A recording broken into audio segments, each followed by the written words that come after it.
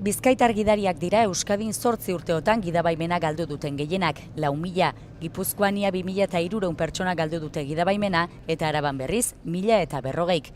Guztira Euskadin gidarien euneko 0,6 galdu du baimena puntukako sistema martxan dagoenetik, estatuan baino euneko 0,6 gutxiago. Galera handiena 2009 eta 2010 urteetan izan zen, ordutik joerak behera egin du. Arrazoietako bat, puntuak kentzen dituzten trafiko arabosten zerrenda murriztu zela 2010ean.